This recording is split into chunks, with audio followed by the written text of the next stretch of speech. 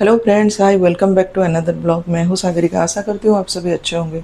दोस्तों, मैं अभी ये ब्लॉग शूट कर रही हूँ। जस्ट मैं अभी पहुँची हूँ घर पे और अभी लंच का टाइम हो गया है। आज एक्चुअली क्या था कि मैं लंच नहीं बना पाई जल्दी जल्दी, और मैं भागते हुए घर पे पहुँची। मैं जैसे ही घर पे पहुँची तो मैंने देखा कि कुछ सामान नहीं था घर पे। तो मैंने जस्ट इंस्ट्रक्शन दिया हुआ था श्रेष्ठा को कि कुछ सामान ऑर्डर करना है, तुम ऑर्डर कर दोगे क्या।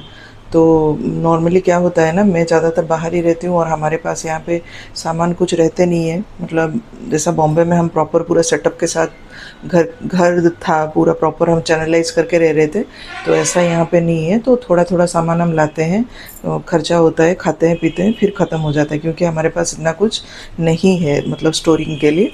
तो इसके लिए चेष्टा आए दिन मेरा कुछ ना कुछ ऑर्डर कर देती है। और ये नीचे ग्राउंड फ्लोर पे मतलब इतना भी कुछ ज़्यादा बड़ा जगह नहीं है। मैं आपको दिखाती हूँ बैक कैमरे से, आप देखो। ये स्टोरिंग के लिए भी नहीं है, मेरे पास डब्बे वब्बे भी कुछ इतना ज़्यादा नहीं है।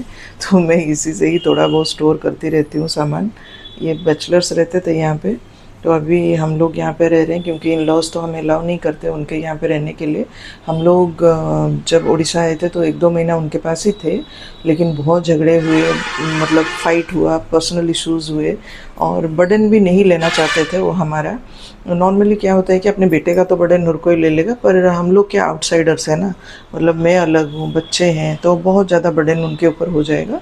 तो इसकी वजह से बहुत ज़्यादा झगड़े हुए, तो मैंने खुद ही स्किप कर दिया कि हम अलग रहेंगे तो बेटर रहेगा। और फादर इन लॉ ने भी वही सोचा कि ये लोग नीचे ग्राउंड फ्लोर पे जहाँ पे रेंटेड पर्सन रहते हैं, इनको यहाँ पे हम लोग रहने के लिए दे देंगे, तो ये लोग खाना पीना बना के खाएंगे। क्योंकि हम बच्चों का भी बहुत लेट हो जाता था।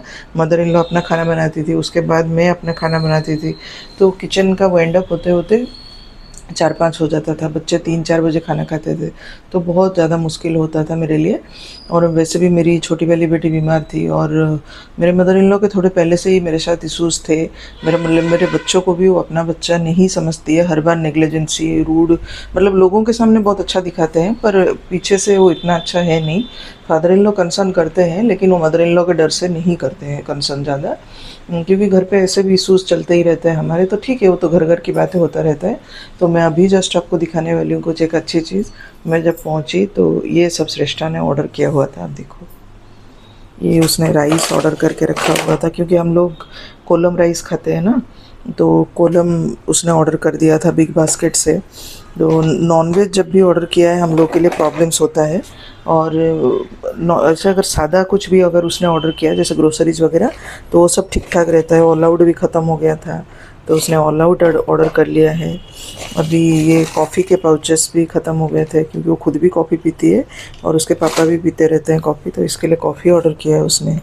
और श्रद्धा के लिए दही ऑर्डर किया है उसने, क्योंकि टेट्रा पैक दही हम लोग यूज़ करते हैं, तो ये सारा दही वगैरह उसने ऑर्डर कर दिया है। तो मतलब अपना दिमाग लगा के कुछ कुछ, बच्चे बड़े हो जाते हैं ना, तो थोड़ा बहुत काम तो वैसे भी पेरेंट्स का आसान हो ही जाता है। ये कुछ बनाना भी ऑर्डर कर दिया है उसने। फ्रूट्स उसको नहीं आता है समझ में, इसके लिए वो नहीं कर पाती है। श्रद्धा को अचार चाहिए था, उसने अचार भी ऑर्डर कर दिया है। थोड़ा बहुत उसने सब्जी भाजी, लहसुन, गार्लिक, जो उसके बच्चे के समझ में आया उसी हिसाब से। ये थोड़ा सा परवल, पिछली बार कुछ और एक भाजी समझ के उसने ऑर्डर किया हुआ था, और हम लोग हंस हंस के लोटपोट हो गए थे। तो अभी तो ठीक ठाक ऑर्डर किया है उसने। ये सारा कुछ ऑनियंस वगैरह भी ऑर्डर कर दिया है। तो ऑलमोस्ट आज मैं लंच अभी बना लूँगी उस टाइप का ऑर्डर कर दिया है उसने, क्योंकि घर पे कुछ था नहीं। मतलब ऑलमोस्ट ख़त्म हो गए थे राइस वगैरह, कुछ भी